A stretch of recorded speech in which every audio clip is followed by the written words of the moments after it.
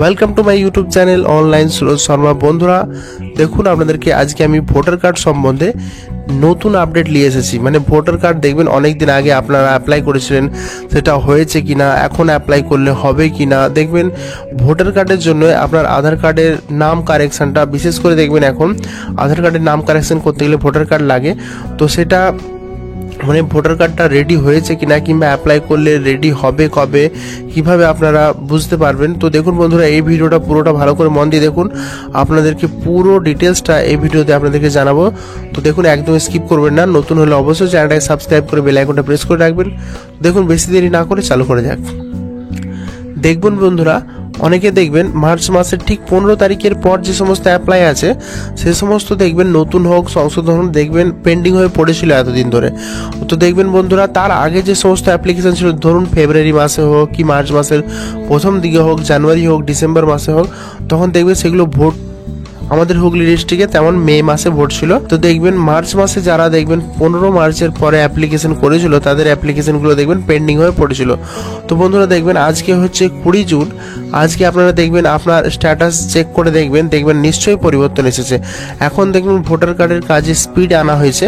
মানে দেখবেন মোটামুটি প্রায় 2 থেকে 3 মাস ভোটার কার্ডের কোনো স্পিড ছিল না। মানে ভোটের জন্য এই সমস্ত কাজগুলো পুরোপুরি পেন্ডিং ছিল। মানে নতুন অ্যাপ্লিকেশনগুলো পেন্ডিং ছিল এবং কারেকশান যে সমস্ত করতে দেওয়া ছিল প্রত্যেকেরই পেন্ডিং হয়ে পড়েছিল।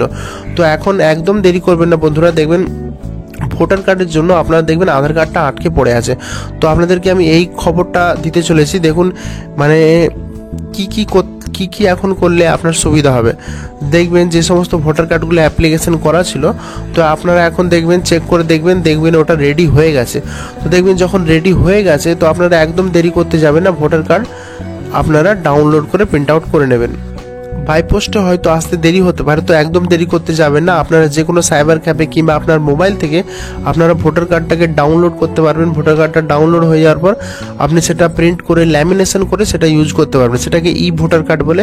আপনারা সেটা থেকে আপনার আধার কার্ড বা আদার্স যে কোনো কাজে আপনার ভোটার কার্ডটাকে আপনারা ইউজ করতে পারবেন। বাই পোস্টে আসার অপেক্ষা আপনাকে করতে হবে না। তার আগে আপনারা ওটাকে চেক করে দেখবেন স্ট্যাটাস কি দেখাচ্ছে। রেডি হয়ে গেলে আপনারা সেটা ওখান থেকে প্রিন্ট আউট ইজিলি করে সেটা ল্যামিনেশন করতে পারবেন। এছাড়া দেখবেন যদি আপনার মনে হয় যে আপনার অ্যাপ্লিকেশন অনেক সাইবার ক্যাফে হয়তো আপনাকে অ্যাপ্লিকেশন করার পরে বলেছে যে ভোটার কার্ড কবে আসবে তার কোনো ঠিক নেই। কারণ আমরাও জানতাম না যে ভোটার কার্ডের কাজ ভোটের পরে কবে চালু হবে।